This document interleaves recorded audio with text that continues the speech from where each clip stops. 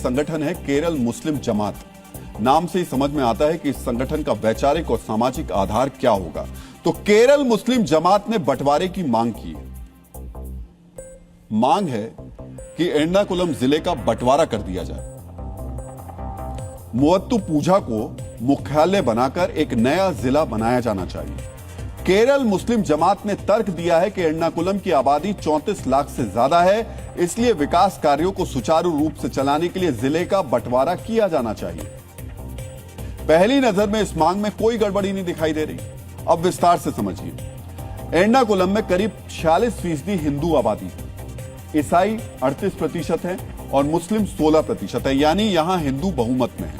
इसलिए कट्टरपंथी मनमानी नहीं कर पाते। लेकिन जिस मुवत्तुपुझा को नया जिला बनाने की मांग हो रही है, वहां मुस्लिम आबादी करीब 40% है, हिंदू 39% है और ईसाई 21% है।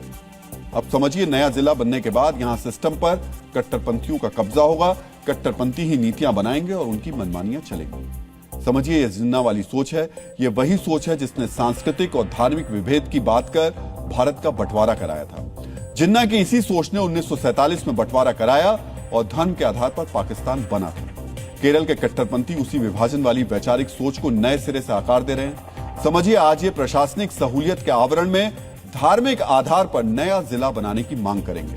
कल ये नया राज्य बनाने की मांग करेंगे और उसके बाद शरीयत के आधार पर नया देश बनाने की मांग करनी शुरू कर देंगे।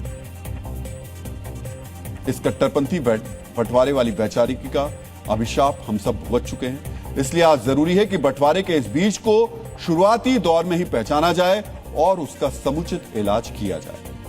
मित्रों, समझिए, देश में अब तक अघोषित तौर पर मुस्लिम मोहल्ला बनाया जाता था। सिमी के आतंकी साकिब नाचद ने तो ठाणे के पंडका गांव को शरिया गांव ही घोषित कर दिया था। अब मुस्लिम जिला बनाने की मांग हो रही है। यह धार्मिक आधार पर विभाजन के शुरुआती कदम है। इनका हिसाब चुकाते चुकाते हम खाक हो जाएंगे।